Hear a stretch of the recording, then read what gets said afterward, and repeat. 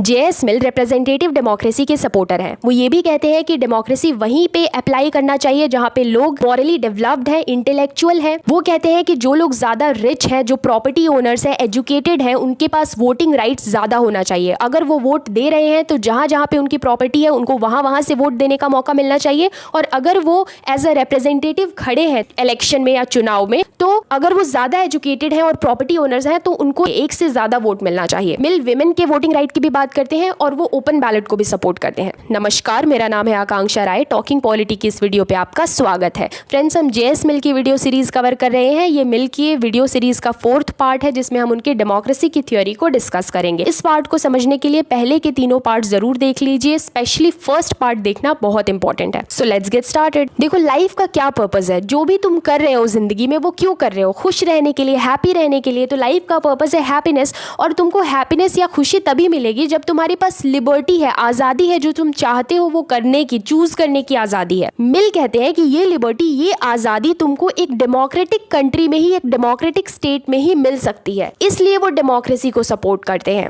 अब डेमोक्रेसी में भी डायरेक्ट डेमोक्रेसी होता है और रिप्रेजेंटेटिव डेमोक्रेसी होता है। मिल रिप्रेजेंटेटिव डेमोक्रेसी को सपोर्ट करते हैं। अब ये होता क्या है direct democracy, representative democracy? Direct democracy में क्या होता है, मान लो एक कंट्री में 100 लोग रह रहे हैं। अब कोई रूल रेगुलेशन बनाना है, कुछ लॉ बनाना है, तो वो 100 लोग एक कमरे में बैठते हैं और मिल करके लॉ बनाते हैं। मतलब सभी के सभी जो सिटीजन हैं डायरेक्टली लॉ मेकिंग में पार्टिसिपेट करते हैं। तो इसको डायरेक्ट डेमोक्रेसी कहते हैं, जिसके रूसो सपोर्टेड थे, जो स्विट्जरलैंड में एप्लीकेबल है। अब रिप्रेजेंटेटिव डेमोक्रेसी क्या होता है कि वो 100 लोग डायरेक्टली कमरे में बैठ के खुद डिसीजन लेने के बजाय अपने रिप्रेजेंटेटिव को चुनते हैं, अपने नेता को चुनते हैं, जो उनके बिहाफ पे जा करके डिसीजन लेता है, लॉ मेकिंग करता है, जिन लॉज के थ्रू पूरे कंट्री को गवर्न किया जाता है। ये होता है रिप्रेजेंटेटिव डेमोक्रेसी, जहां पे आप डायरेक्टली लॉ मेकिंग नहीं कर रहे हो, आप अपने नेता को, अपने रिप्रेजेंटेटिव को चुन रहे हो और आपके बिहाफ पे वो जा करके रूल रेगुलेशन लॉज बना रहा है, जिसके थ्रू पूरे कंट्री को गवर्न किया जा रहा है, रूल किया जा रहा है। तो मिल ये कहते हैं कि डायरेक्ट डेमोक्रेसी तो भाई सबसे बेस्ट है, ये तो आइडियल है। अगर ये पॉसिबल हो तो ये सबसे बेस्ट है। जिन रूल्स रेगुलेशन से आपको गवर्न होना है वो आप खुद डायरेक्टली बना रहे हैं। लेकिन मिल कहते हैं कि ये पॉसिबल नहीं है, ये प्रैक्टिकेबल नहीं है, ये एक इमेजिनरी बात है। क्यों? क्योंकि अब हम नेशन स्टेट में रह रहे हैं, सिटी स्टेट में नहीं रह रहे हैं। बहुत सारा रीजन देते हैं वो। मिल कहते हैं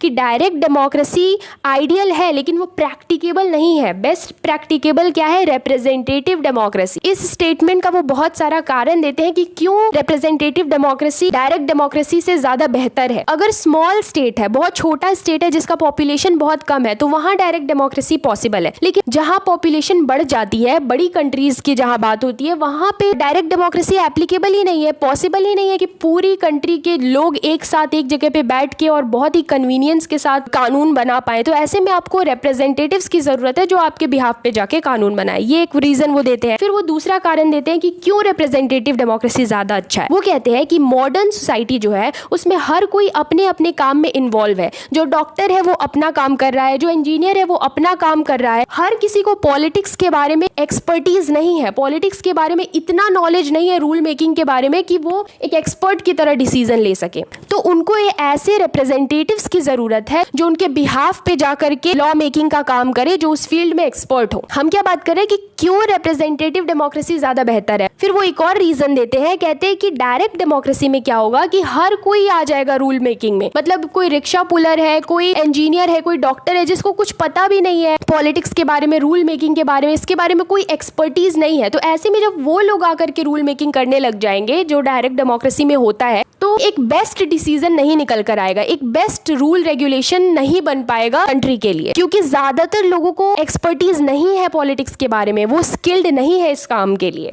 टिरेनी ऑफ मेजॉरिटी हो जाएगी, मतलब मेजॉरिटी ऑफ पीपल जो अनस्किल्ड है पॉलिटिक्स के लिए, वो उनका डिसीजन डोमिनेंट हो जाएगा, और जो थोड़े से स्किल्ड लोग हैं वो डिसाइड नहीं कर पाएंगे अगर डायरेक्ट डेमोक्रेसी होगी। तो इसलिए ज्यादा अच्छा है कि लोग खुद जाकर लॉ मेकिंग करने के बजाय अपने रिप्रेजेंटेटिव्स को चुने जो उस फील्ड में एक्सपर्ट हो, वो उनके लिए जाके लॉज बनाए, तो वो ज्यादा बेहतर होगा। तो मिल के हिसाब से रिप्रेजेंटेटिव डेमोक्रेसी जो है वो बेस्ट ऑप्शन है। पहले तो वो बताते हैं कि सभी फॉर्म्स ऑफ गवर्नमेंट में से डेमोक्रेसी बेस्ट है, क्योंकि लाइफ का पर्पस है खुश रहना। आप खुश तभी रहोगे जब आपके पास लिबर्टी है, आज़ादी है, फ्रीडम है। और फ्रीडम कहाँ पे मिलेगा आपको? डेमोक्रेसी ही हर इंडिविजुअल को लिबर्टी प्रोवाइड करता है, इसीलिए डेमोक्रेसी बेस्ट ऑप्शन है। और डेमोक्रेसी में भी रिप्रेजेंटेटिव डेमोक्रेसी बेस्ट है, उसका वो बहुत सारा रीजन देते हैं जो हमने अभी डिस्कस किया। अब जो ये रिप्रेजेंटेटिव डेमोक्रेसी है वो इस तरह से काम करेगा वो बताते हैं मिल। तो इस डायग्राम के थ्रू समझते हैं। देखो, जो सबसे नीचे वाला रेक्टेंगल है वो मान लो कि कंट्री में रहने वाले सारे लोगों को रिप्रेजेंट करता है, कि सभी लोग जो इस कंट्री में रह रहे, एक कंट्री में रह रहे हैं। अब जो नीचे से दूसरा रेक्टेंगल है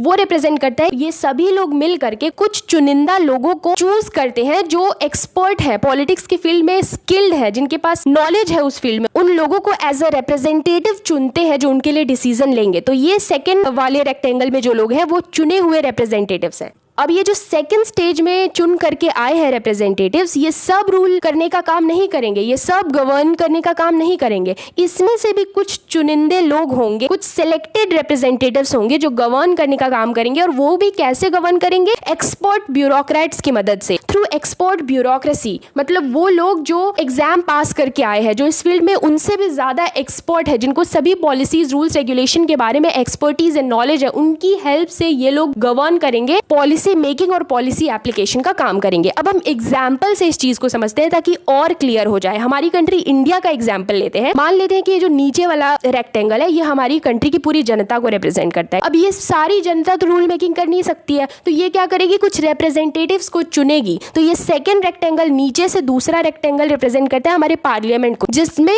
वो रिप्रेजेंटेटिव्स हैं जिनको जनता ने चुन के भेजा है। अब जो पार्लियामेंट है वो पूरा पार्लियामेंट रूल करने का, गवर्न करने का काम तो करता नहीं है, उसमें से भी कुछ चुनिंदे लोग हैं जो थर्ड, नीचे से तीसरा, सबसे ऊपर वाले रेक्टेंगल को, छोटे रेक्टेंगल को रिप्रेजेंट करता है। तो पार्लियामेंट में सब लोग रूल नहीं करेंगे, उसमें से भी जो रूलिंग पार्टी होगी, जैसे अभी बीजेपी है, वो लोग रूल करेंगे। और वो लोग भी रूल करेंगे किसकी मदद से? एक्सपर्ट ब्यूरोक्रेसी की मदद से, जो पॉलिसी मेकिंग और पॉलिसी एप्लीकेशन में उनकी हेल्प करेंगे। तो इस तरीके से रिप्रेजेंटेटिव गवर्नमेंट काम करेगा ताकि वो लोग डिसाइड कर सके, वो लोग रूल मेकिंग में ज्यादा रोल प्ले कर सके जो इस फील्ड में एक्सपर्ट है, स्किल्ड है, ताकि बेस्ट रूल्स और रेगुलेशंस निकल कर आए जिनसे पूरा कंट्री गवर्न हो और कंट्री का डेवलपमेंट हो सके। मिल कहते हैं कि जैसे किसी मरीज के इलाज के लिए एक स्पेशलिस्ट डॉक्टर की जरूरत है, डिस्कवरीज में साइंटिस्ट का रोल होता है, उसी तरीके से कंट्री को गवर्न करने के लिए, स्टेट को गवर्न करने के लिए एक्सपर्ट लोगों की जरूरत है जो उस फील्ड में एक्सपर्ट है। हर कोई वो काम नहीं कर सकता है, इसलिए हमें चुनना होगा अपने रिप्रेजेंटेटिव्स को जो एक्सपर्ट है और इस सिस्टम को फॉलो करना होगा।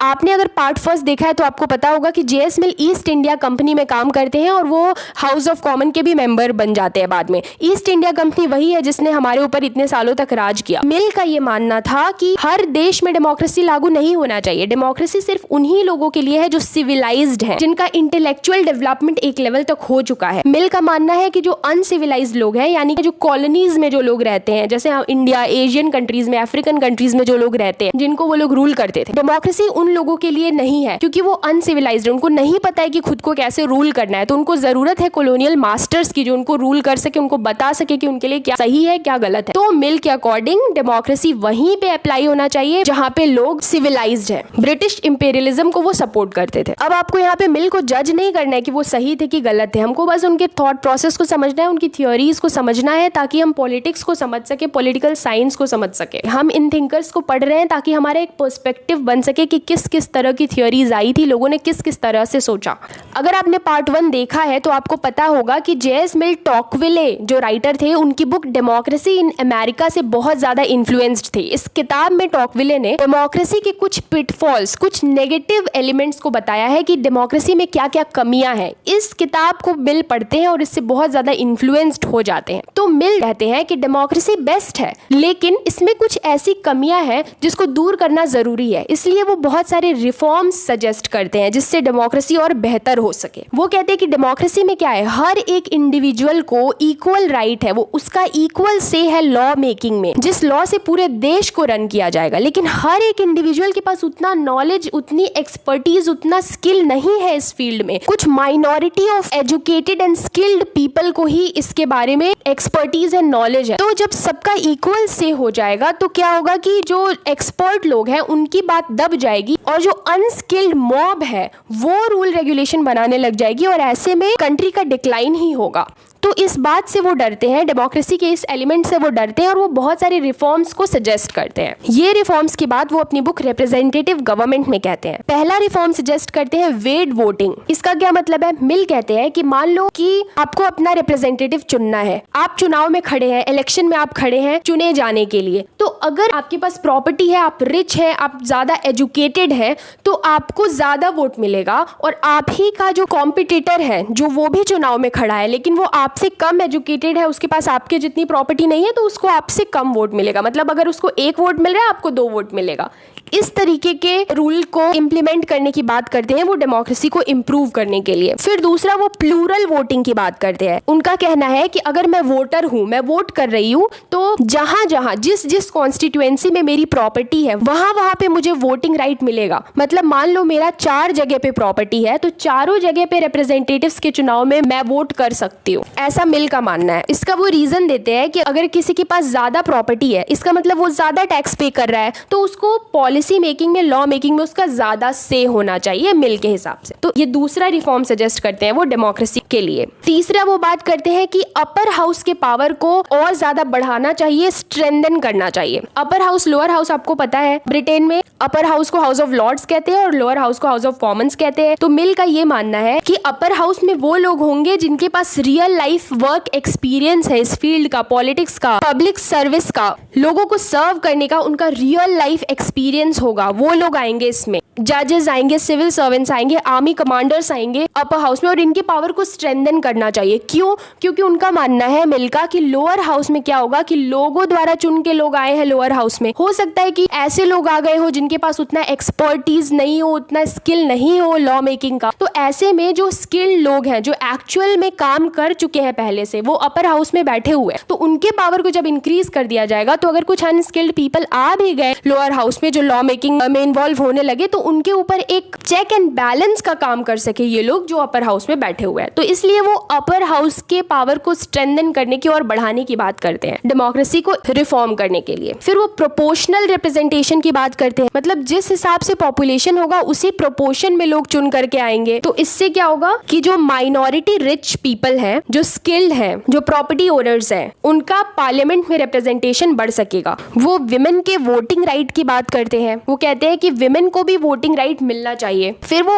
ओपन बैलेट सजेस्ट करते हैं डेमोक्रेसी को रिफॉर्म करने के लिए। ओपन बैलेट क्या होता है? ये एक ऐसा सिस्टम है जहां पे आप जो वोट कर रहे हैं, आप जिसको भी वोट दे रहे हैं, ये सबको पता होगा। मतलब सामने वाला किस इंडिविजुअल या किस पार्टी को वोट कर रहा है, ये सभी को पता होगा। ये ओपन होगा, ट्रांसपेरेंट होगा, कौन किसको वोट कर रहा है सबको पता होगा। तो ये कुछ रिफॉर्म सजेस्ट करते हैं जेएस मिल डेमोक्रेसी के लिए, ताकि रूल मेकिंग वही लोग कर सके जो स्किल्ड है, एक्सपर्ट्स हैं, और अनस्किल्ड अनएजुकेटेड मॉब जो है वो रूल मेकिंग का काम ना करने लग जाए। अब जेएस मिल को रिलक्टेंट डेमोक्रेट क्यों कहते हैं? रिलक्टेंट का मतलब होता है स्केप्टिकल, अनश्योर, कि मतलब वो डेमोक्रेसी को एक्सप्लेन करते करते डेमोक्रेसी को ही क्वेश्चन कर दे रहा है। मतलब उन्होंने जो रिफॉर्म सजेस्ट किया है डेमोक्रेसी के लिए, वो डेमोक्रेसी के बेसिक आइडिया को ही खत्म कर रहा है, क्वेश्चन कर रहा है। कहने का मतलब ये है कि जेएस मिल डेमोक्रेसी नाम के बच्चे को सुधारने की कोशिश कर रहे हैं और सुधारने के चक्कर में वो उस बच्चे का ही मर्डर कर दे रहे हैं। ऐसे रिफॉर्म सजेस्ट कर रहे हैं जिससे डेमोक्रेसी ही खतरे में आ जाए। तो ऐसे क्या कारण है कि उनको रिलक्टेंट डेमोक्रेट कहा जाता है? उनको इसलिए रिलक्टेंट डेमोक्रेट कहा जाता है क्योंकि वो कहते हैं कि डेमोक्रेसी हर जगह नहीं एप्लीकेबल है,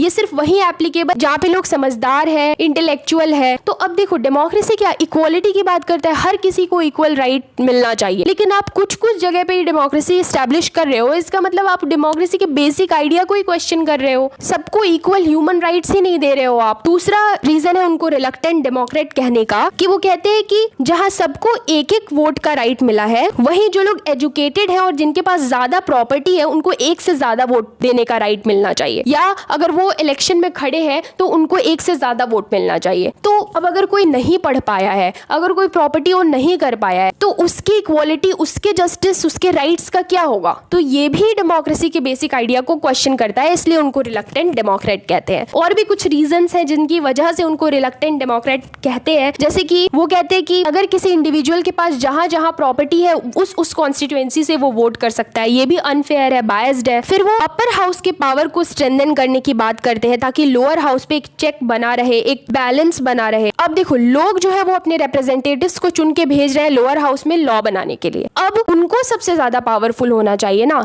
लेकिन अगर उनको भी कोई कंट्रोल करेगा, यानी कि अपर हाउस में बैठे लोग उन लोगों को कंट्रोल करने लग जाएंगे जिनको जनता ने चुना है, तो ऐसे में डेमोक्रेसी कहाँ रह जाएगी? ये एक तरीके की ऑटोक्रेसी हो जाएगी कि वो लोगों के पास ज्यादा पावर है जिनको लोगों ने नहीं चुना है। तो इस तरीके की बात वो करते हैं जो कि डेमोक्रेसी के बेसिक आइडिया को क्वेश्चन करता है, इसलिए उनको रिलक्टेंट डेमोक्रेट कहते हैं। फिर वो प्रोपोर्शनल रिप्रेजेंटेशन को सपोर्ट करते हैं ताकि जो माइनॉरिटी रिच है पार्लियामेंट में उनका रिप्रेजेंटेशन इंश्योर हो सके। तो ये सारे कुछ रीजंस है जिनकी वजह से जेएस मिल को हम रिलक्टेंट डेमोक्रेट कहते हैं। डेमोक्रेसी को सुधारने के चक्कर में वो कुछ ऐसे रिफॉर्म्स सजेस्ट कर देते हैं जो डेमोक्रेसी के बेसिक आइडिया को ही क्वेश्चन कर देता है, इसलिए उन्हें रिलक्टेंट डेमोक्रेट कहते हैं। अब देखो कंक्लूजन क्या है? कंक्लूजन ये है कि जेएस मिल बहुत चिंतित होते हैं, बहुत परेशान होते हैं कि डेमोक्रेसी के कुछ ऐसे नेगेटिव पॉइंट्स हैं, कुछ ऐसे पिटफॉल्स हैं जिसकी वजह से सोसाइटी का प्रोग्रेस नहीं हो पाएगा, बेस्ट लॉज रूल्स रेगुलेशन नहीं बन पाएंगे। वो कहते हैं कि हर कोई पॉलिटिक्स में स्किल्ड नहीं है, एक्सपर्ट नहीं है, तो ऐसे में अगर हर किसी को इक्वल राइट मिल जाएगा लॉ मेकिंग का, डिसीजन लेने का पूरी कंट्री के लिए, तो ऐसे डिसीजंस, ऐसे लॉज निकल करके आएंगे जो उतने बेस्ट नहीं होंगे जितना कि स्किल्ड लोगों ने बनाया होता तो वो होते।